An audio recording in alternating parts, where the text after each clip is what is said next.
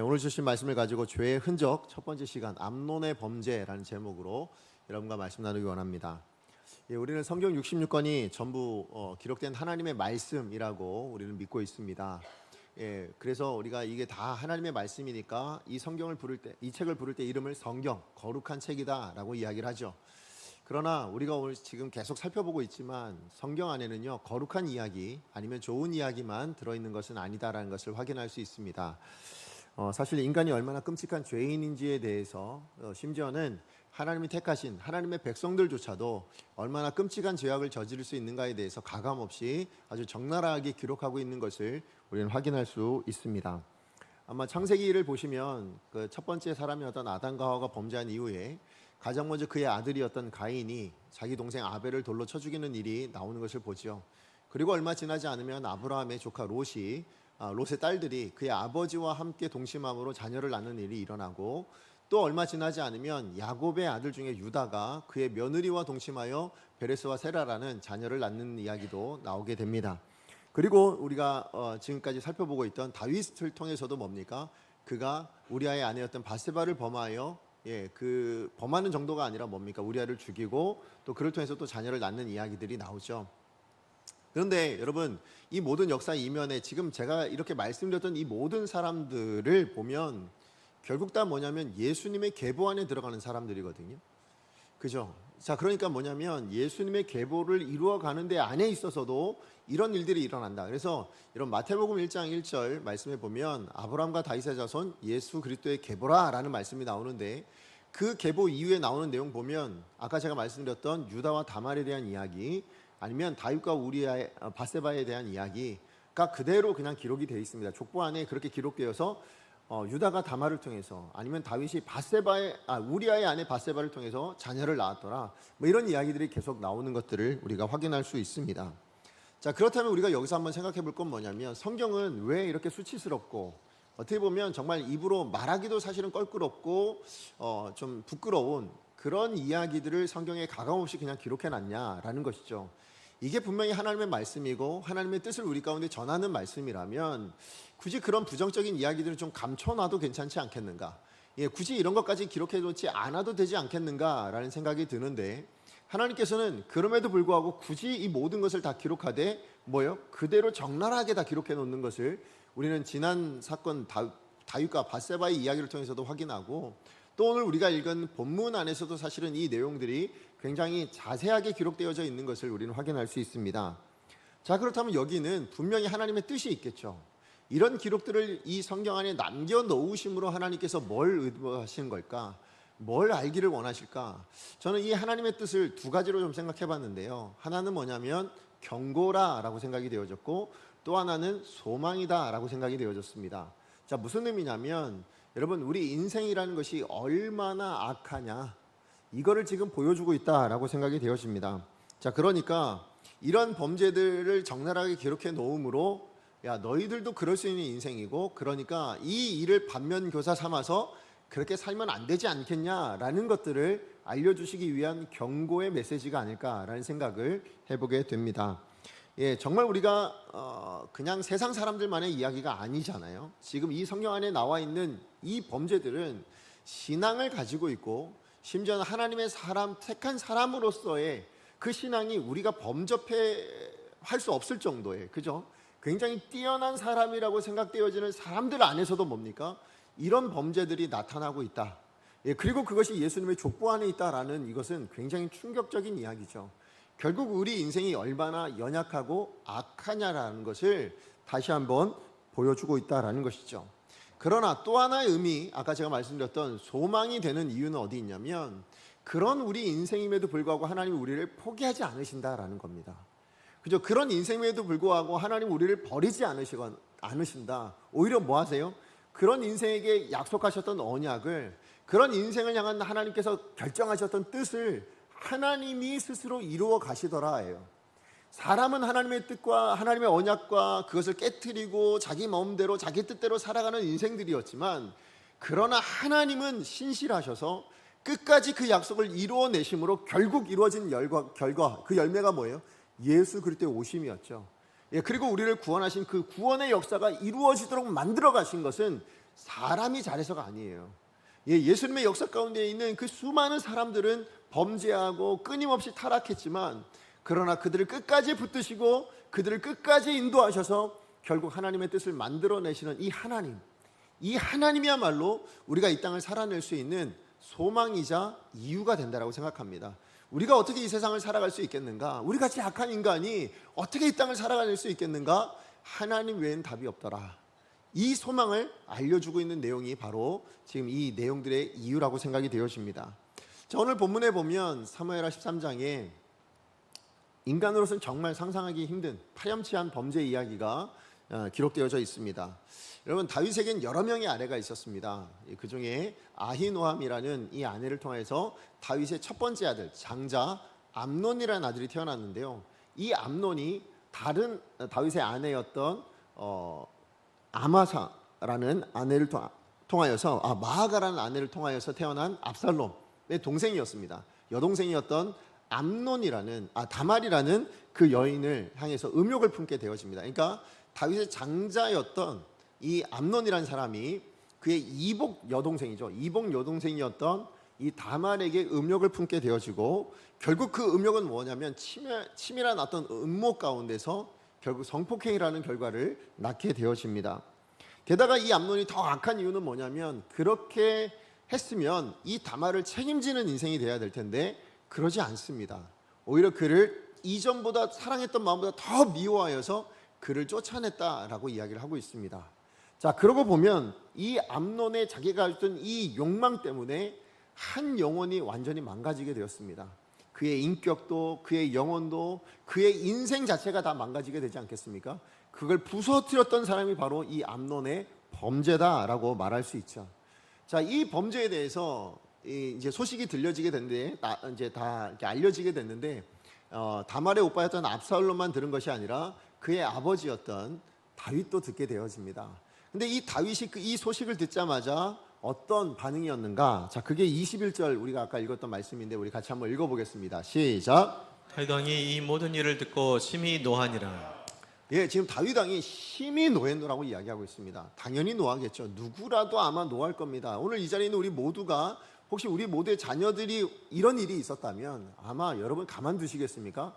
가만두지 않으실 거라 생각되어집니다.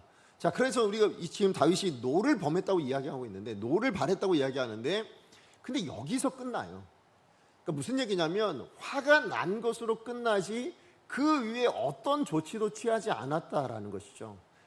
뭐 암논에게 가서 징계를 내린다든지 아니면 뭐 다말에게 가서 뭐 이렇게 위로를 하거나 뭘 해주질 않아요.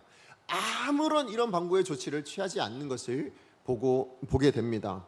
자, 이런 모습을 두고 많은 학자들이 뭐라고 얘기하냐면 이거는 다윗의 일그러진 부성애다라는 이야기들을 많이 하십니다. 뭐냐면 암논을 너무 많이 사랑해서, 그래서 암논이 이런 범죄를 저질렀음에도 불구하고 그냥 눈 감아 넘어가 주는 것.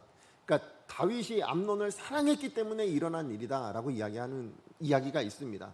근데 저는 그것이 그렇게 와닿지 않더라고요. 왜냐하면 만약에 정말로 암논을 너무너무 사랑해서 그래서 이 암논의 범죄를 눈 감고 넘어가진 일이라면, 여러분 뭐 사랑한다라는 게 사실은 이렇게 넘어가는 것은 아니잖아요. 원래는 우리가 뭐 매도 들고 잘못한 거 고쳐줘야 되지 않겠습니까?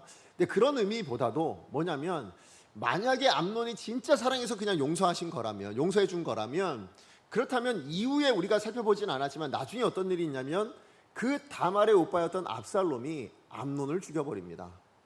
그랬다면 다윗이 어떻게 돼야 될까요? 더 분이 나야 됐겠죠. 그죠?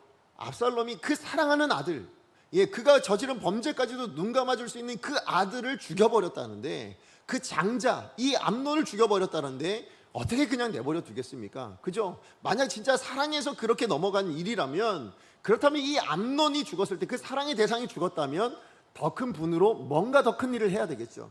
그런데 사실 이 이후에도 어떤 조치도 나오지 않습니다.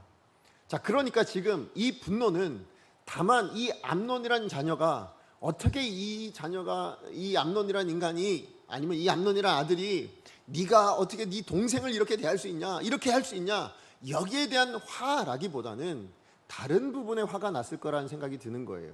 그게 뭘까요? 저는 그게 이 암논의 범죄를 보면서 자기 자신의 죄가 떠올랐을 거라 생각이 돼요. 그죠? 지금 이 얘기는 제 이야기가 아니라 사실은 오늘 본문 시작하는 1절에 그에 대한 힌트를 제공하고 있습니다. 자, 우리 1절 말씀 같이 한번 읽어볼까요? 시작. 그 후에 이 일이 있으니라. 다윗의 아들 압살롬에게 아름다운 누이가 있으니 이름은 다말이라. 다윗의 다른 아들 암논이 그를 사랑하나. 자, 오늘 본문에 이 암논의 범죄 사건의 시작에 대한 이야기입니다. 자, 그런데 그 시작에 대한 이야기를 뭐라고 표현하고 있냐면 그 후에 이 일이 있으니라예요. 이 일은 암논의 범죄죠. 자, 그런데 이 암논의 범죄가 언제 일어났다고 얘기하고 있습니까? 그 후에라고 얘기하고 있어요. 이 그 후에가 언제일까요? 앞서 있었던 12장, 11장에 있었던 내용이죠. 무슨 내용입니까? 다윗이 밧세바를 범하고 그 밧세바의 남편이었던 우리아를 죽이고 그랬으나 또 나단 선지자를 통해서 그가 하나님 앞에 회개하고 용서받는 이 모든 일 이후에 그 이후에 나타난 일이 뭐라고요? 이 암논의 범죄였다라는 것이죠. 자, 그러니까 지금 다윗이 어떤 부분에 화가 났냐면 뭐 때문에 화가 났을까요? 인간이 이렇게 악하다라는 부분도 있겠지만 그러나 내가 저지른 이 범죄로 말미암아 나타난 이 결과가 얼마나 심각한가를 보고 화가 났을 것 같아요. 그죠? 내가 저지른 일이 이런 일을 일으켜내고 있다고에 대한 마음의 분노가 가득했을 거라 생각이 되어집니다. 자, 그런데 이 분노하는 부분에 있어서는 사실 우리가 오해하지 말아야 될 것, 제가 지난주도 잠깐 말씀드렸지만 뭐냐면 이 일이 암논의 범죄가요, 다윗이 범한 그 죄에 대한 형벌로서 아니면 심판으로서 하나님께서 내리신 것은 아니다라는 걸 여러분 기억하셔야 됩니다. 여러분 무슨 얘기냐면 여러분 하나님께서는 이미 죄를 사하셨잖아요. 그죠? 제가 죄인입니다 라고 이야기할 때 나단 선지자를 통해서 하나님께서 이미 죄의 용서를 해주셨어요. 죄의 용서를 하셨으면 그 죄의 값은 다 이미 치른 거 아닙니까? 그죠? 그렇다면 그 값을 치러내는 것이 아니라, 자, 그렇다면 오늘 본문에 있는 이 암논의 범죄는 다윗이 범한 그 죄로 말미암은 형벌입니다, 아니면 심판입니다 라고 주어진 게 아니라는 거예요. 그러면 그 일 후에, 그 후에 이 일이 일어나니라 라는 말의 의미는 뭘까요? 다윗의 범죄로 말미암은 흔적이라는 거예요. 다윗의 범죄로 말미암아 나타난 결과라는 것입니다. 제가 지난주에 말씀드렸지만 형벌은 제하여 주셨지만 그러나 우리가 저지른 그 범죄에 대한 결과는 여전히 남아있다. 그 흔적은 남아있다라는 것입니다. 그리고 우리는 그 흔적과 그 결과가 남아있는 세상을 살아내야 되는 사람들이라는 거예요. 그죠? 우리의 죄는 이미 용서함을 받았습니다. 그러나 그 죄로 말미암은 흔적은 이 땅에 남아있어요. 그걸 우리가 감내하며 살아가야 되는 사람들이다. 그걸 여실히 보여주는 게 바로 오늘 본문의 이 사건이다라는 것이죠. 자, 그러니까 우리가 깨달아 알 수 있는 건 뭐냐면 여러분, 죄가 나타내는 그 결과, 그 형벌도 무서운 거죠. 하나님께서 내리시는 형벌이 얼마나 무섭겠습니까? 그런데 그 형벌의 무서움 정도가 아니라 오늘도 우리가 확인하는 건 뭐냐, 그렇게 남겨진, 그래서 그 형벌은 용서받을지 몰라도 그렇게 해서 남겨진 이 죄에 대한 결과, 이 죄에 대한 흔적, 그 열매도 끔찍하더라라는 거죠. 이것도 얼마나 부정적인 영향력을 미치고 있는가에 대해서 우리가 확인한다면 죄는 뭐예요? 그만큼 멀리해야 될 겁니다. 그죠? 죄는 우리가 도저히 가까이에서는 안 될 것이라는 것을 또 한번 경고해주고 있는 내용이다라고 말할 수 있습니다. 자, 그러므로 오늘 이 본문을 통해서 저는 오늘 이 땅을 살아낸 우리 모두가 사실 다 죄인이잖아요. 그러지 않으세요? 우리는 그리고 그 죄에 대한 용서는 분명히 받았지만 그 흔적은 여전히 남아있고 그 흔적을 우리는 여전히 감내하며 살아야 되는 사람들입니다. 그리고 우리가 살아가는 이 세상은 여전히 그 죄에 대한 흔적들이 남아있어서 가득 채워져 있어서 우리 안에 이런저런 영향력들을 미치고 있어요. 자, 그럴 때 이 세상을 살아내야 될 우리가 기억해야 될 것이 뭔가, 이것을 오늘 본문을 통해서 두 가지로 좀 여러분과 나누고 싶습니다. 오늘 그 두 가지를 저는 아까 말씀드렸던 두 가지 주제, 뭐예요? 하나는 경고고 하나는 소망이라는 주제를 가지고 여러분 우리가 기억해야 될, 이 땅을 살아가면서 하나님의 사람으로서 이 범죄에 대한 결과, 그 흔적들이 가득한 이 세상 안에서 우리는 어떻게 살아야 될 것인가에 대해 한번 생각해 보기 원합니다. 자, 첫 번째예요. 자, 하나님의 사람으로서 우리가 기억해야 될 첫 번째 주제가 뭐라고요? 경고라고 말씀드렸죠. 그 경고의 내용이 뭐냐면 금지된 욕망이 내 안에 가득 채워질 때까지 내버려 두지 말라는 거예요. 자, 이게 무슨 얘기냐면 여러분, 우리 안에 욕망이 일어나잖아요. 그죠? 어떤 욕구가 생기잖아요. 근데 그거 자체는 죄가 아닙니다. 뭐냐면 하나님께서 우리 인생을 만들어 놓으실 때 자연스럽게 생겨나도록 주신 창조물이에요. 자, 그게 욕구입니다. 자, 그러니까 이 욕구가 없이는 우리는 살아갈 수가 없습니다. 무슨 얘기냐면 여러분, 식욕이 있으니까 우리가 뭐예요? 먹습니다. 그죠? 먹으니까 우리가 건강을 유지하고 살아가고 있죠. 또 우리 안에 성취하고자 하는 욕구가 있습니다. 그죠? 예, 그 욕구가 있으니까 뭐예요? 우리가 목표를 세우고 그래서 우리가 열심히 살아내려고 하는 그 삶의 태도가 거기서 나오잖아요. 또 성욕이라는 것도 마찬가지입니다. 성욕이 다 나쁜 게 아닙니다. 왜요? 성욕이 있으니까 우리가 하나님의 말씀대로 자손을 번성할 수 있게 되어지는 그 은혜가 여기 성령 안에서 있거든요. 자, 그러니까 여러분, 우리 안에 솟아나고 있는 욕구 자체가 죄는 아닙니다. 그런데 이 욕구가요, 우리 안에 주어졌지만 모든 것이 다 가한 욕구는 아니에요. 다시 얘기하면 하나님이 우리 안에 욕구를 주셨지만 금지된 욕구도 있다라는 거예요. 이 욕구가 무한정 자유로운 것이 아니라 이 자유로운 것 안에서 우리가 하지 말아야 될 것들이 있다라는 것을 우리가 인식해야 된다라는 것입니다. 여러분, 선악과 자체는 죄악이 아니잖아요. 그죠? 근데 그 선악과를 먹고자 하는 욕구가 나타났어요. 누구 앞에? 예, 이 아담과 하와 안에 그 욕구가 나타나게 된 겁니다.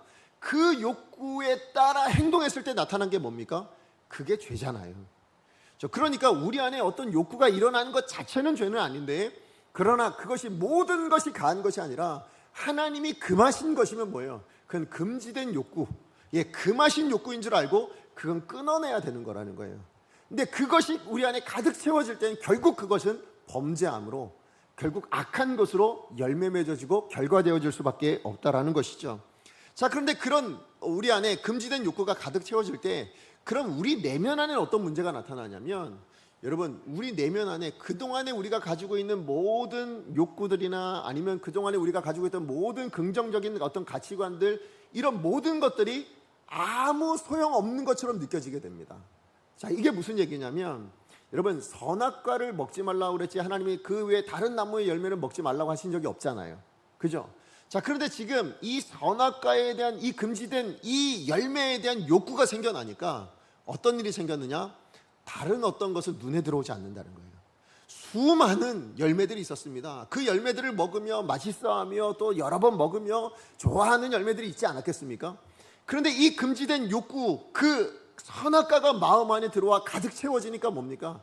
다른 열매들은 눈에 들어오지 않아요. 그건 보암직하지도 않고요, 탐스럽지도 않아 보이고요, 예, 도저히 먹을 만한 것으로 먹음직하게도 느껴지지 않더라는 거예요. 뭐 외에는, 이 선악과 외에는 그렇게 느껴지지 않더라라는 것이에요. 다시 얘기하면 우리 안에 있는 긍정적인 모든 것을 다 마비시켜 버립니다. 우리 안에 있는 긍정적인 모든 것을 다 무가치한 것처럼 그렇게 만들어 버리더라라는 것이죠. 지금 암논이 이복누이를 할지라도 다말을 사랑하는 건요, 하나님이 금하신 거예요. 이거는 우리가 뭐 도덕적으로 뭐 말하지 않아도 압니다 라는 수준이 있지만 하나님은 말씀 가운데 분명히 얘기하셨습니다. 레위기 18장 9절 말씀 같이 한번 읽어보겠습니다. 시작. 너는 내 자매 곧 내 아버지의 딸이나 내 어머니의 딸이나 집에서나 다른 곳에서 출생하였음을 막론하고 그들의 하체를 범하지 말지니라. 예, 신명기 27장 22절도 마찬가지예요. 같이 한번 읽어봅니다. 시작. 그의 자매 곧 그의 아버지의 딸이나 어머니의 딸과 동침하는 자는 저주를 받을 것이요 모든 백성은 아멘 할지어다. 네, 이게 하나님이 분명히 말씀을 통해서 금해 놓으신 내용이에요. 왜요? 많은 사람들 안에 이런 욕망들이 일어날 것을 아셨기 때문에 주신 명령이겠죠. 예, 그래서 이것을 분명히 금해 놓았습니다. 그런데 이 암논의 내면 안에는 이 금지된 욕망이 가득 채워지기 시작했다라는 거예요. 그랬더니 뭐예요? 이성이 마비되기 시작하는 겁니다. 그리고 그가 가지고 있던 모든 인간적인 가치관들이 다 무너지기 시작합니다. 그리고 그로 인해서 뭐예요? 여러분, 나타난 게 뭡니까? 다말은 더 이상 인격으로 존중받지 못하죠. 자기 욕구를 충족시킬 어떤 도구, 대상 정도로만 여겨지지 더 이상 인격이 되지 않습니다. 뿐만 아니라 이 암논은요, 다윗을 이어 왕이 될 사람이잖아요. 그런데 자기가 왕이 되어 어떤 다스림을 해야 될지 그가 생각한다면, 다윗을 이어서 정말 나라를 하나님의 뜻대로 다윗을 이 왕을 나라를 다스려야 될 책임이 있는 사람인 줄 안다면 분명히 이것을 거절했겠죠. 근데 뭐예요? 자기 안에 이 욕망이 가득 차니까 그게 지금 중요하지 않습니다. 예, 내가 왕자인지 내가 왕을 이어 후계자인지 그게 중요해지질 않습니다. 뿐만 아니라 가장 중요한 건 뭡니까? 그도 다윗의 자손이라면, 다윗의 아들이란 뭐예요? 신앙인일 거 아니에요. 하나님을 아는 사람일 거고 다윗도 분명히 말씀으로 그를 키웠을 텐데 하나님의 사람됨을 잊어버립니다. 그죠? 신앙인이라는 자체를 잊어버리고 망각하고 말았다라는 것이죠. 이처럼 암논 안에 이 금지된 욕망이 가득 채워지니까 뭐예요? 그 금지된 욕망이 더 부릴 때 일어나게 됩니다. 이걸 어떻게 해소할 수 있는 방법이 없으니까, 내 능력으로 내가 가진 것을 어떻게 할 수 없으니까 자꾸 부릴 때 일어납니다. 자, 그런데 그 부릴 때 일어나는 그 마음을 이 암논은 뭐라고 여겼느냐? 오늘 4절 하반절 말씀 같이 한번 읽어보겠습니다. 4절 하반절 시작. 암논이 말하되 내가 아우 압살롬의 누이 다말을 사랑함이니라 하니라. 예, 지금 자기 안에 애끓는 이 마음을 뭐라고 느꼈다고요? 사랑이라고 생각했대요. 자, 그러니까 지금 이 암논의 기준의 사랑은 어떤 사랑입니까? 지금 우리 전체 본문 내용으로 보자면 자기 만족을 위한 사랑입니다. 그죠? 사랑이 뭐냐? 나를 만족시키는 겁니다. 사랑이 뭐냐? 나를 기쁘게 하는 겁니다. 사랑이 뭐냐? 내 뜻대로 되어지는 겁니다. 그걸 사랑인 줄 알고 그렇게 사랑한다라고 지금 말하고 있다라는 것이죠. 근데 과연 이게 사랑입니까? 여러분, 이걸 사랑이라 말할 수 있을까요? 오늘 우리가 성경이 이야기하고 있는 사랑은 어떤 사랑인가?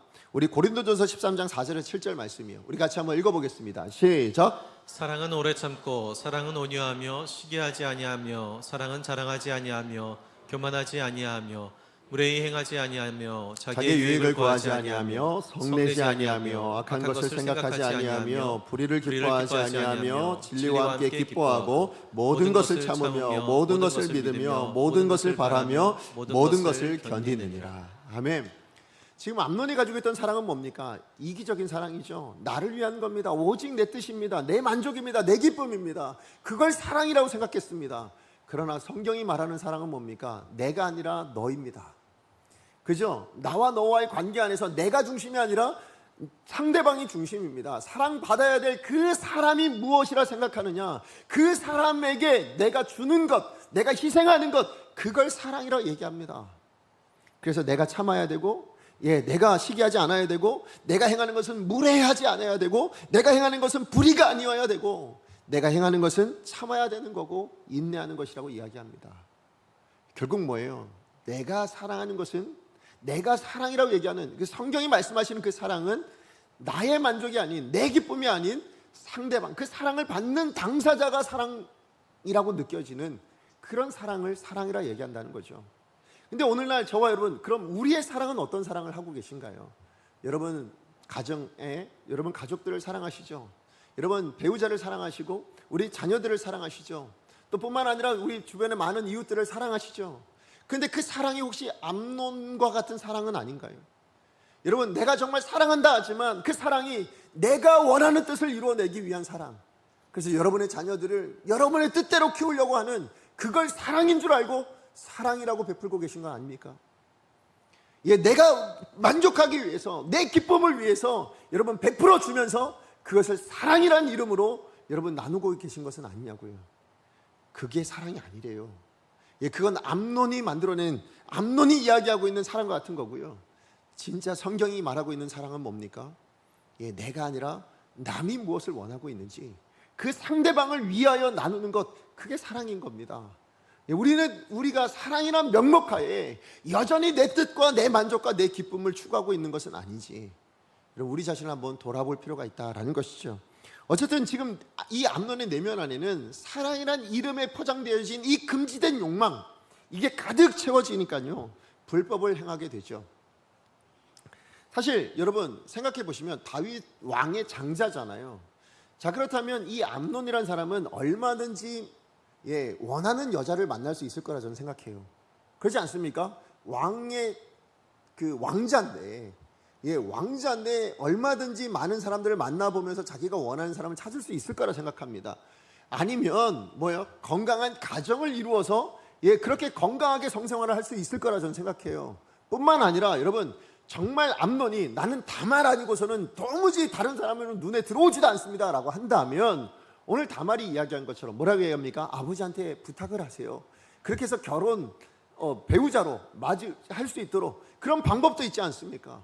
자, 그런데요, 지금 이 암논은 자기 내면 안에 뭡니까? 이 금지된 욕망을 그냥 내버려 뒀어요. 그게 내면 안에 가득 채워지니까 뭡니까? 더 이상 이성적인 생각은 할 수가 없게 되어지고 불법을 행하고 마는 이 끔찍한 이 범죄로 나타나게 되었다라는 것입니다. 여러분, 다시 한번 말씀드려요. 우리 안에 내면에서 일어나는 욕망 자체가 죄는 아닙니다. 아니, 욕망은 언제든지 일어날 수도 있다라고 생각되어집니다. 그런데 그것을 그대로 내버려 두다 뭐예요? 우리 안에 가득 채워지게 되어졌을 때 결국 그것이 죄로 나타날 수밖에 없다는 것을 우리는 반드시 기억해야 될 줄로 믿습니다. 여러분, 사람을 보거나 아니면 어떤 상황을 보거나 할 때 여러분 안에 여러 가지 감정들이 나타날 수 있죠. 사람이 미워질 수도 있고요, 화가 날 수도 있고요, 아니면 저 사람이 정말 좋다라는 생각으로 또 다른 어떤 이성적인 감정을 느낄 때도 있을지 모릅니다. 그러나 그것이 전부 다 우리 안에 가득 채워지는 것, 그건 옳은 것이 아닙니다. 그죠? 반드시 그 모든 욕망들이 있을 때, 그런 욕구들이 나타났을 때 뭡니까? 우리가 해야 될 건 그게 하나님의 말씀에 합한가를 보셔야 됩니다. 우리의 내면에 우리의 욕구들을 하나님 앞에서 우리가 비춰볼 수 있어야 합니다. 그래서 만약에 하나님이 금하신 것이라면 우리는 잘라내야죠. 끊어낼 수 있어야 된다는 것입니다. 그러지 않고서는 결국 그 열매는 죄로 돌아올 수밖에 없다는 것을 우리는 반드시 기억해야 될 줄로 믿습니다. 여러분, 우리 안에 욕망이 죄는 아닙니다. 그러나 하나님이 금하신 것을 우리 안에 마음에 품고 있다면 그것은 결국 죄악된 열매를 맺어내는 이 끔찍한 결과를 낳을 수 있다는 것을 우리가 기억하고, 이것이 가득 채워질 때까지 내버려 두지 마십시오. 말씀과 기도로 여러분 자신을 끊임없이 되돌아보시면서 하나님 앞에서 지금 내가 가지고 있는 이 생각이, 이 욕망이, 이 욕구가 어떠한가를 돌아보실 수 있는 저와 여러분 되어지기를 간절히 소망합니다. 자, 그런가 하면 두 번째로 우리가 기억해야 될 건 뭐냐면 소망을 말씀드렸는데요. 자, 두 번째 소망의 내용은 뭐냐면, 죄인된 우리도 오직 하나님의 은혜만 붙들고 산다면 우리 인생의 결과가 달라질 수 있다는 것입니다. 이 무슨 얘기냐? 오늘 본문에 나타난 인물의 주인공들이 다 누굽니까? 다윗의 자녀들이죠. 그죠? 다윗의 자녀 암논, 다말, 압살롬. 압살롬은 우리가 자세히 살펴보진 않았지만 그러나 우리가 다음 주에 한번 더 자세히 살펴보게 될 거라 생각합니다. 자, 그런데요, 지금 다윗이 범죄한 결과, 그 흔적 때문에 뭐예요? 이게 자녀들에게 부정적인 영향을 미치고 있다는 것을 확인합니다. 그래서 다윗이 밧세바를 범한 이 일의 부정적인 열매가 어디로 나타났습니까? 암논이 다말을 범하는 일로 나타났습니다. 다윗이 우리아를 죽인 이 살인죄가 어디로 나타났습니까? 그 부정적인 영향이 압살롬이 결국은 암논이라는 자기 장자를 죽이는 살인하는 결과로 나타나고 있는 것을 보게 됩니다. 그런데 다시 한번 말씀드려요. 그것은 죄의 심판이고 형벌이 아니에요. 다시 한번 말씀드리자. 그것은 다윗이 남긴 그 죄에 대한 결과로, 그 흔적 때문에, 그 영향력 때문에 그 자녀들이 그렇게 되어졌다라는 것이죠. 그러므로 여러분, 우리가 여기서 기억해야 될 건 뭐냐면, 여러분, 목사의 가정에서 태어났다고 다 의인되지 않습니다. 여러분, 목사의 가정에서 태어났다고 다 예수 믿지 않아요. 목사가 그런 얘기하니까 좀 그렇죠. 장로님의 가정에서 태어났다고 다 예수 믿지 않아요. 무슨 얘기냐? 여러분, 어디에서 태어났냐가 중요하지 않아요. 정말 중요한 건 뭐냐? 신앙은 이기적인 겁니다. 이기주의적인 것은 나쁘겠지만 이기적이라는 표현은 무슨 얘기냐? 내가 믿어야 구원받습니다. 부모님이 얼만큼 신앙생활을 잘했냐, 신앙생활 몇 대가 되었냐가 여러분 우리 자녀들의 신앙에 어떤 영향력은 미치겠지만 그러나 예수 믿는 것을 보장할 수 없다고요. 그러면 우리가 해야 될 일은 뭡니까? 우리 자녀들에게 끊임없이 복음을 증거하실 수 있어야 됩니다. 예수 그리스도를 증거하실 수 있어야 되고, 나누실 수 있어야 되고, 말씀으로 우리 자녀들을 키워낼 수 있어야 합니다. 그러지 않고서는 자녀가 하나님께 돌아올 수 있는 방법은 없습니다. 내가 예수 믿는다고 자녀가 예수 믿는 거 아니에요. 그러므로 여러분, 복음 외에는 구원받을 수 있는 어떤 근거가 없습니다. 그럼 우리 자녀들에게 끊임없이 여러분, 자녀들에게 복음을 증거하실 수 있는 여러분 되셔야 됩니다. 그러나 그것과 함께 또 중요한 것은 뭐냐면, 오늘 본문에 이 다윗이 남긴 그의 삶의 흔적이 이 자녀들에게 영향을 미치고 있는 것을 보게 되어진다면, 여러분, 우리가 어떻게 살아야 될지에 대한 고민들을 좀 해보실 수 있어야 된다는 거예요.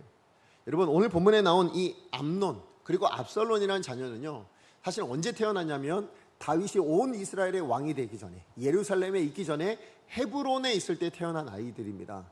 자, 그러니까 이 아이들이 자라면서 결국 온 이스라엘의 왕이 되어지는 그 아버지를 보게 되었고 그 아버지가 다스리는 나라, 어떻게 다스리는지도 보게 되었을 것입니다. 그렇게 좋은 모습만 봤냐? 그러지 않죠. 이 아들들이 바라본 또 하나의 모습이 있었습니다. 그게 뭡니까? 밧세바를 범하고 우리아를 죽이는 일을 이 자녀들이 다 보게 됩니다. 그죠? 자, 그러니까 지금 다윗의 삶 안에 분명히 신앙으로 살아냈던 그 아름다운 모습, 우리가 범접할 수 없을 것 같은, 우리로선 도저히 살아낼 수 없을 것 같은 그 신앙의 모습들도 있습니다. 그런데요, 그 신앙의 모습만 있었던 것이 아니라 이 다윗이 그렇게 신앙으로 살아내고 심지어 뭡니까? 하나님 앞에 내가 성전을 짓겠습니다 라는 그런 모습들까지, 그 하나님의 법궤가 예루살렘 성 안으로 들어올 때에 기뻐 뛰며 놀고 있던, 정말 주님을 찬양했던 그 모습까지 자녀들이 다 봤습니다. 우리 아버지 하나님 앞에 정말 신실한 사람이다 를 보았지만, 이 자녀들이 또 하나 본 건 뭐냐면 개인적인 삶으로 들어왔더니 세상과 다름없네 를 보게 됩니다. 세상과 어떻게 이렇게 다름없는 삶을 살고 있는가? 세상 어느 왕과도 똑같은 삶을 살고 있네를 이 자녀들이 봤습니다. 그랬을 때 이 자녀들 안에 어떤 마음이 생길 것 같으세요? 우리 아버지가 붙드는 저 신앙 나도 붙들어야지. 그래, 나도 정말 저 신앙대로 살아내야지. 그러면 나도 잘 되겠지라는 마음이 들까요? 아니겠죠. 오히려 부정적인 마음이지 않을까요?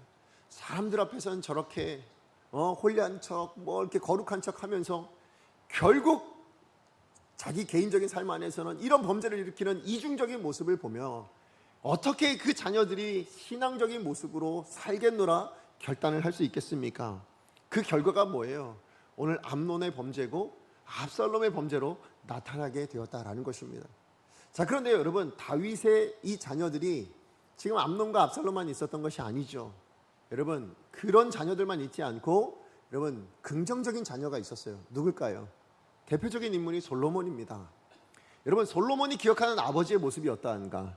자, 우리 열왕기상 3장 6절 말씀 같이 한번 읽어보겠습니다. 시작. 솔로몬이 이르되 주의 종내 아버지 다윗이 성실과 공의와 정직한 마음으로 주와 함께 앞에서 행함으로 주께서 그에게 큰 은혜를 베푸셨고 또 그를 위하여 이 큰 은혜를 항상 주사 오늘과 같이 그의 자리에 앉을 아들을 그에게 주셨나이다. 네, 지금 솔로몬이 기억하는 아버지의 모습은 뭐냐면 공의와 정직한 마음으로 성실하게 그렇게 살아냈습니다. 근데 이것보다 더 중요한 건 뭐냐면 그 다음 나온 내용이에요. 주와 함께 주 앞에서 행하였습니다 라는 거예요. 자, 이건 뭐냐면 다윗이 어떤 업적을 남겼고 어떤 위대한 일을 했냐가 아니죠. 지금 솔로몬이 기억하는 건 뭡니까? 다윗의 삶의 태도입니다. 삶의 기준이에요. 우리 아버지는 이렇게 살아내셨습니다. 이런 기준과 이런 삶의 태도를 가지고 살아내셨습니다. 근데 뭘 이야기하고 있냐면 주와 함께 주 앞에서 행하시는 분이셨습니다.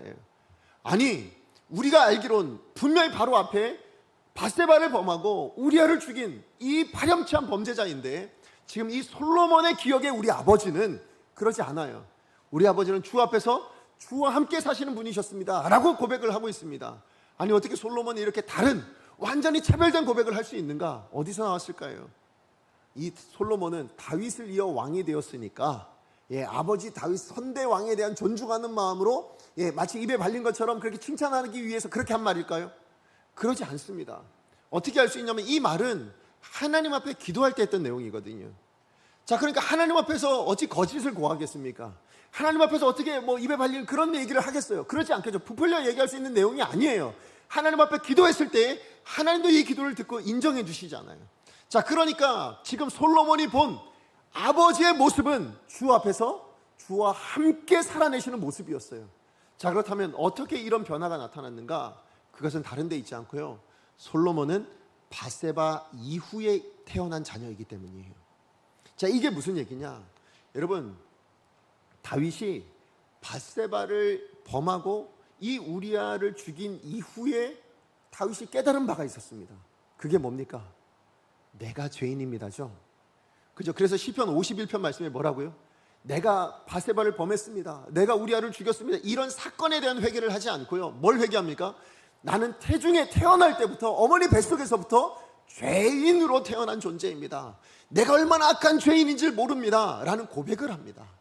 이 고백을 깨달은 거예요. 내가 얼마나 죄인인지. 이전에는 나는 신앙인이고 난 정말 골리앗 앞에까지 달려나갈 수 있었고 하나님을 붙들고 또 뿐만 아니라 하나님의 말씀 때문에 내 원수도 죽이지 않고 살려놓았고 나는 하나님의 말씀을 따라 이 이스라엘을 다스렸노라 라고 얘기할 수 있죠. 그런 업적들을 남겨놨어요. 이 정도면 나도 신앙 괜찮은 사람이지 않겠는가 생각했는데, 그런 신앙을 가지고도 결국은 밧세바를 범하고 우리아를 죽이는 인생이 되고만 자기 자신을 바라볼 때 깨달은 게 뭐냐? 나는 죄인이구나예요. 나는 어쩔 수 없는 죄인이구나를 깨닫게 되었습니다. 그러면서 뭘 고백하냐면 시편 51편 16절에 17절 말씀을 고백합니다. 우리 같이 한번 읽어보겠습니다. 시작. 주께서는 제사를 기뻐하지 아니하시나니 그렇지 아니하면 내가 드렸을 것이라. 주는 번제를 기뻐하지 아니하시나이다. 하나님께서 구하시는 제사는 상한 심령이라. 하나님이여 상하고 통회하는 마음을 주께서 멸시하지 아니하시리이다. 아멘. 우리가 아까 기도할 때 읽었던 말씀이기도 하죠.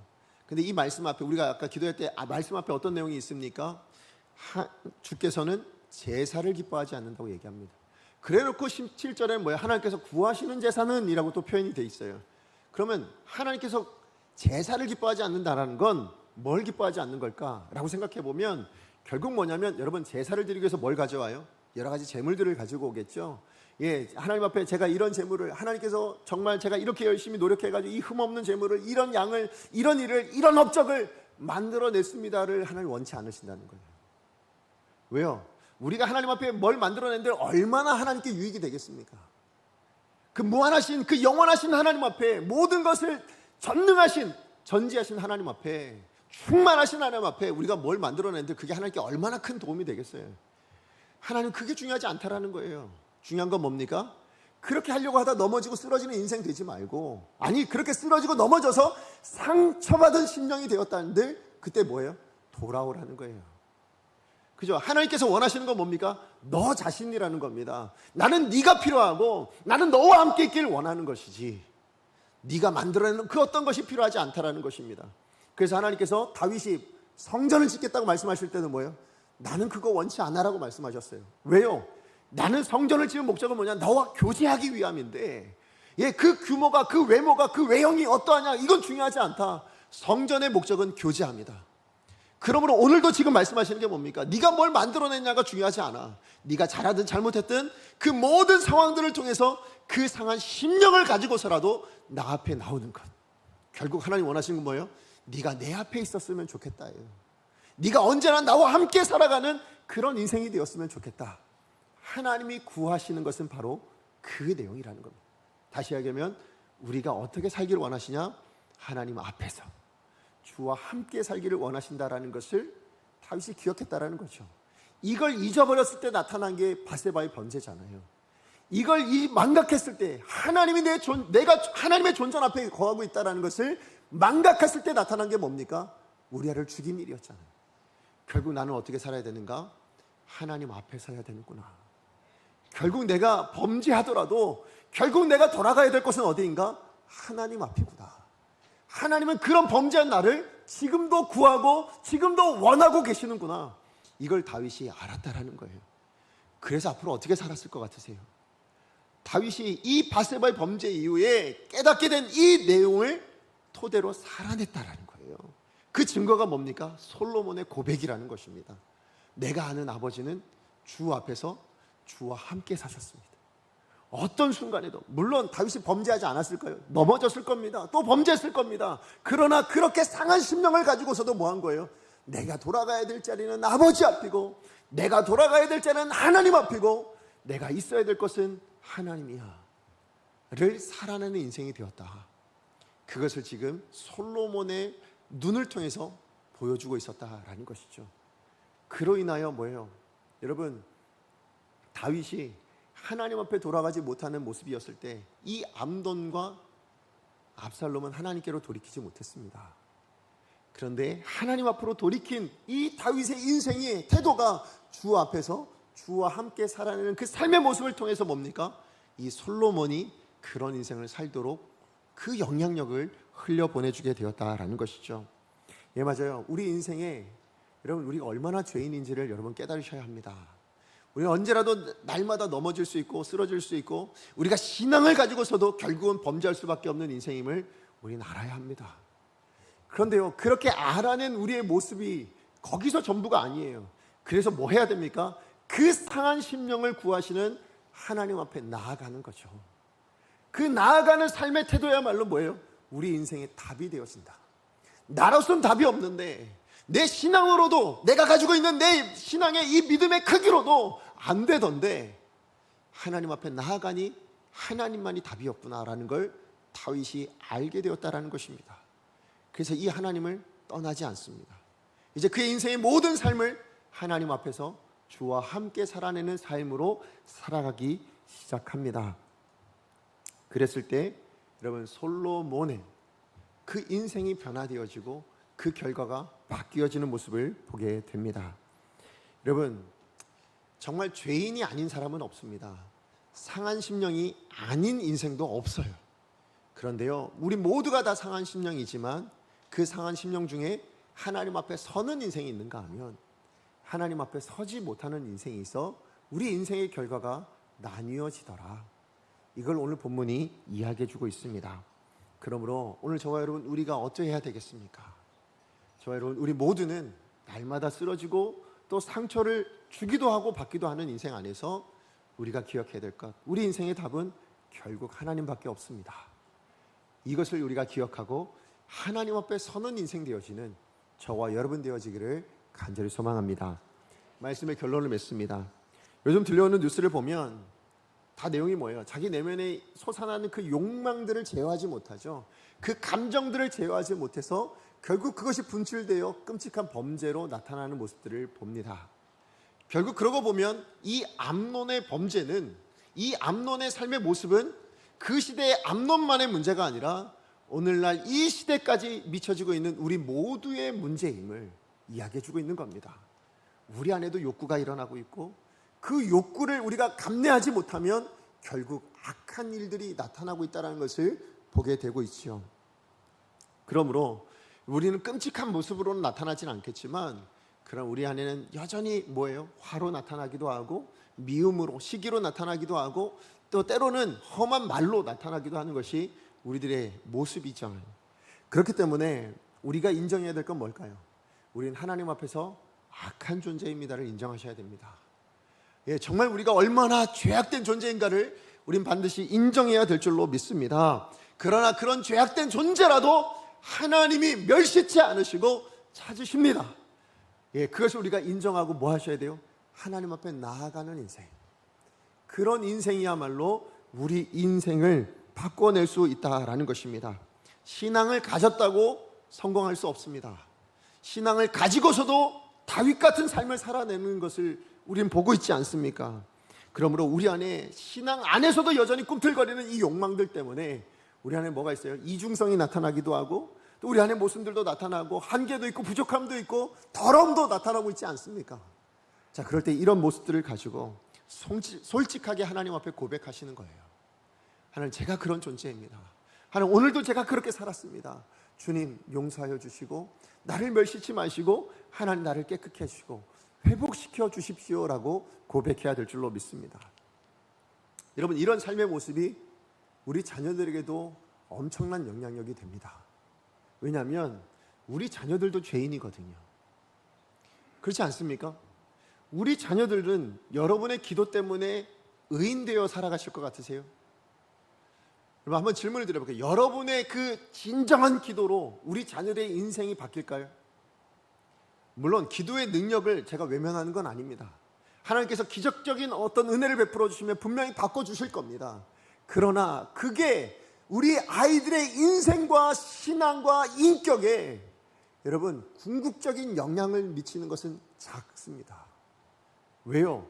인격이라는 것은, 여러분, 우리 신앙이라는 것은, 그 삶의 기준이라는 것은 잠깐의 기도로 만들어지는 게 아니거든요. 무엇으로 만들어집니까? 오랜 기간, 오랜 시간을 두고 보고 듣고 생각하는 것들이 모여서 그의 인격이 되어지고 그의 신앙이 되어지고 삶의 태도로 나타날 거 아닙니까? 근데 뭘 보겠습니까? 여러분, 뭘 바라보고 뭘 들을까요? 우리 다음 세대, 우리 자녀들은 바로 우리를 보겠죠. 그죠? 우리 부모님을 보겠죠. 그런데 우리들의 모습이 어떠합니까? 우린 여전히 죄인이더라고요. 신앙 가지고 살아가면서도 여전히 애들 앞에서 범죄한 이야기들, 아니면 악한 이야기들, 아니면 악한 삶의 모습들을 드러내며 보여주며 살아가고 있지 않습니까? 그럴 때 우리 아이들이 뭘 배울까요? 나도 저렇게 살아야 되나가 되면 안 되잖아요. 그래서 우리가 해야 될 일은 뭡니까? 우리 자녀들에게 미안하다 하셔야 돼요. 내가 잘못했다 하셔야 됩니다.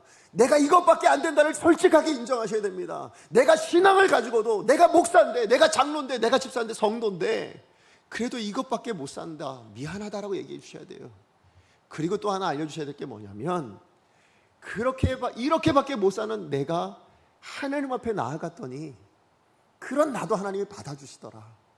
그런 나도 하나님의 인생 가운데, 뜻 가운데 나를 인도해 가시더라. 그게 하나님의 은혜더라. 이걸 전해주셔야죠.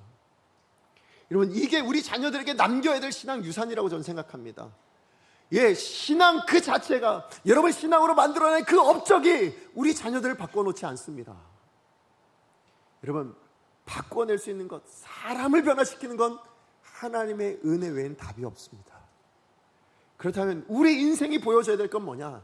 나같이 죄인된 인생도, 나같이 부족한 인생도 하나님 앞에 섰더니 바꿔주시고, 하나님 앞에 섰더니 날 망하게 않게 하시고 지금까지 인도해 오시더라. 이걸 우리 자녀들에게 보여주셔야죠.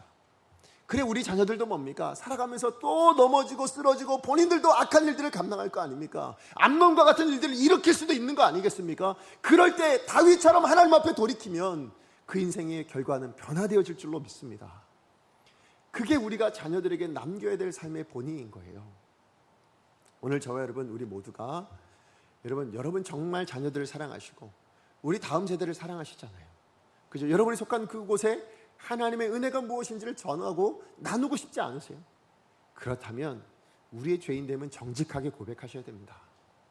그런 나도 하나님이 그렇게 용서하시고 은혜 베풀어 주셔서 지금 내가 여기 있다, 이게 삶의 소망이다를 우리 자녀들에게 전해주는 것, 그게 바로 저와 여러분 우리가 감당해야 될 삶의 책임인 줄로 믿습니다. 그렇게 살아낼 때 우리 다음 세대들이 어떻게 할까요? 우리 자녀들도 어떻게 할까요? 본인들도 넘어지는 거 경험할걸요. 본인도 악하다는 거 결국 깨닫게 될 겁니다. 그때 내가 붙들어야 될 건 우리 부모님처럼, 먼저 가신 우리 신앙의 선배처럼 하나님의 은혜 붙들어야지. 그런 인생 되어지는 저와 여러분 되어지기를 간절히 소망합니다. 다시 한번 우리 두 가지, 경고는 경고로 받으셔야 됩니다. 어떻게 해서든 내 안에 욕망이 죄로 드러나지 않을 수 있도록 끊어내는 역할을 여러분 감당하셔야 됩니다. 그러나 그렇게 해서 우리 의지대로 되어지면 얼마나 좋겠냐? 그렇지 않잖아요. 그래서 넘어지고 쓰러집니다. 그래서 상한 심령이 되어집니다. 그럴 때 주님 앞에 하나님의 은혜를 기대어 나오십시오. 그 삶의 모습이 답이 돼요. 예, 그것이 여러분의 인생의 결과를 바꿔내는 정도가 아니라 우리 자녀들에게 선한 영향력을 흘려보내서 우리 자녀들의 신앙의 기준이 되어지고 삶의 인격이 되어지는 복된 역사로 나타나게 될 줄로 믿습니다. 오늘 그런 인생 살아내는 저와 여러분 되어지기로 한번 결단하시는 이 시간 되어지기를 간절히 소망합니다. 우리 자녀 같이 말씀 기억하며 함께 찬양하기 원합니다. 예, 오늘 우리가 부를 찬양은 마음이 상한 자를 이라는 찬양입니다. 예, 마음이 상한 자를, 예, 우리가 어떤 상처, 세상 가운데 이 죄악된 흔적들 때문에 여러분 우리가 상처를 받을 수도 있고요, 아니면 우리 안에 있는 죄성 때문에 세상에 다른 어떤 이들에게 그 죄의 흔적을 남기거나 상처를 줄 수도 있습니다. 예, 그래서 우리가 어떤 상처받는 심령, 상한 심령이 되었다 할지라도 우리가 하나님 앞에 돌아오면 하나님 반드시 치료해 주실 줄로 믿습니다. 그 치료를 우리는 회복이라 부르고 또 다른 말로는 부흥이라 부릅니다. 여러분, 내가 부흥하면 나로 말미암아 우리 가정이 부흥될 줄로 믿습니다. 그죠? 그 가정이 부흥이 모여졌을 때 뭡니까? 교회의 부흥으로 나타나게 될 줄로 믿습니다. 그리고 그 교회의 부흥이 모였을 때 뭡니까? 이 사회의 부흥으로, 회복으로 나타나게 될 줄로 믿습니다. 그러기 위해서 우리가 가장 먼저 하나님, 나부터 나의 이 상하고 더럽고 정말 추한 이 모습부터 회복시켜 주십시오. 부흥케 하여 주시옵소서. 그래서 나로 말미암아 내 자녀들에게, 내 가정 안에 그 부흥의 역사, 그 선한 영양제들을 흘려보내고 그것이 교회 안으로 흘러오고 그것이 세상 가운데 흘러갈 수 있는 그 시작이 바로 나로부터 시작되게 하여 주시옵소서. 우리 이런 마음을 가지고 오늘 마음이 상한 자를 우리 하나님을 기대하며 함께 찬양하겠습니다.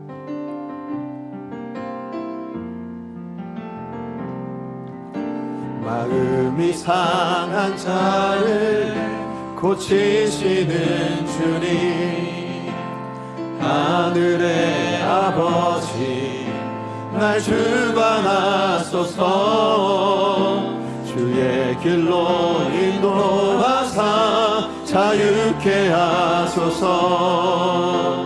새 일을 행하사 분케 하소서. 의에 줄이고 목이 마르니 성령의 기름 부소서.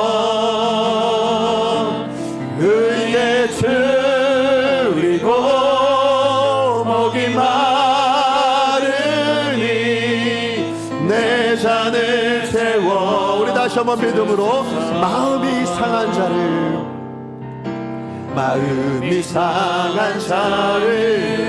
반드시 고치시는 주님, 하나님 그 하나님 아버지를 기대합니다. 오늘도 그 하나님의 은혜를 사모하여 오늘 우리 감사의 모든 손들을 주 앞에 나왔습니다. 주님 우리를 자유케 하여 주시옵소서.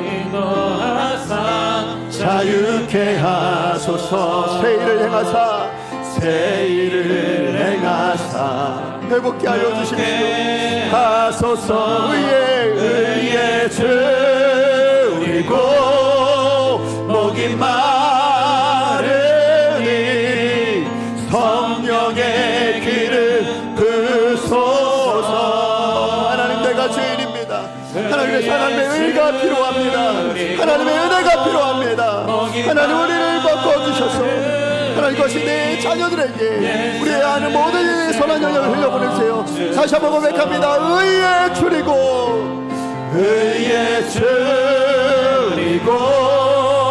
목이 마르니 성령의 기름 부소서. 의에 줄이고 목이 마르니 내 잔을 채워 주소서.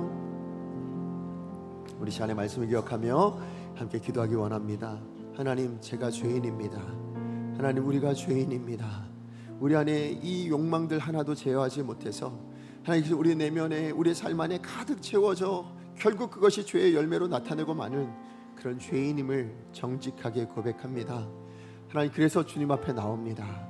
하나님 내 인생에 답이 없어서 하나님 나로서는 어떤 답도 해결할 수 없어서 그래서 주님 앞에 나옵니다.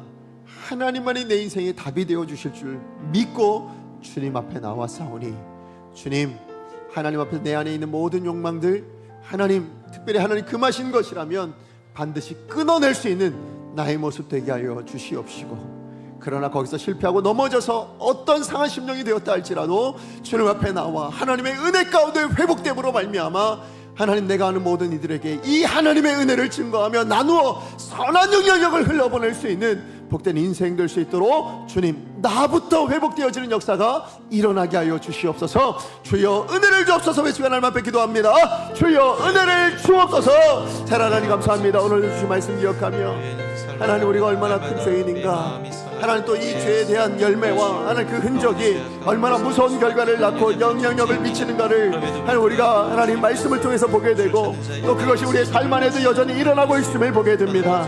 하나님 그러나 하나님 그런 영향력이 오로지 세상 안에서만 오는 것이 아니라 우리 내면 안에서도 우리 안에서도 여전히 일어나고 있는 일들임을 고백합니다.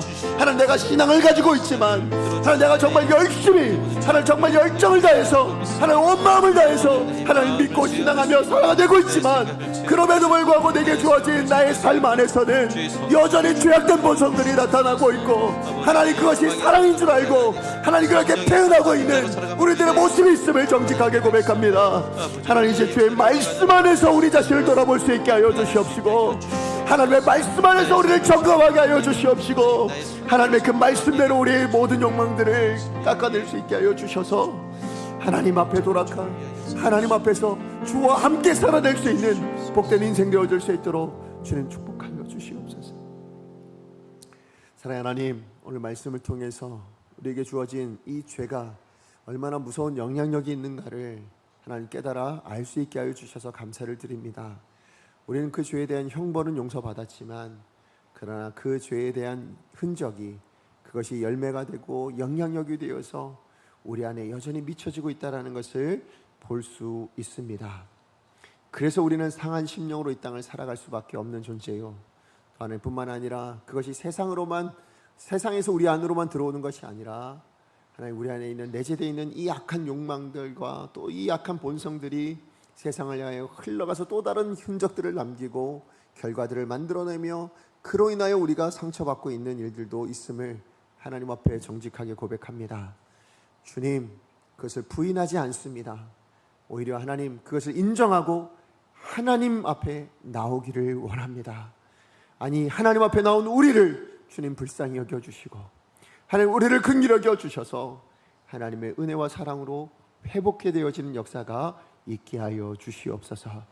그래서 그런 우리들의 삶이 내가 속해 있는 가정이든 아니면 내가 속해 있는 교회 아니든 내가 속해 있는 사회 아니든 결국 우리 인생의 답은 하나님 외엔 답이 없다라는 것을 하나님 증거하고 나눠줄 수 있는 복된 인생, 정말 복음의 일꾼이요 세상의 빛과 소금의 역할을 감당하는 귀한 우리 강성의 모든 성도님들 되어질 수 있도록 주님 축복하여 주시옵소서. 특별히 우리 다음 세대들을 주님 앞에 올려드립니다. 하나님, 우리도 죄인이지만 우리 다음 세대들도 죄인입니다. 복음 없이는 구원받을 수 없는 자들이고 하나님의 은혜 없이는 답이 없는 인생들입니다. 하나님, 그러므로 우리 다음 세대들, 우리 자녀들이 예수를 믿는 그 복음 안에 들어오고 그 은혜와 영광을 누리게 하여 주시옵소서. 뿐만 아니라 그들이 범죄하고 쓰러졌을 때 하나님을 외면하고 떠나는 인생이 아니라 오히려 하나님께로 돌아와 주와 함께 주 앞에서 살아내는 복된 인생들이 될 수 있도록 주님 축복하여 주시옵소서. 예수님의 이름으로 기도합니다. 아멘.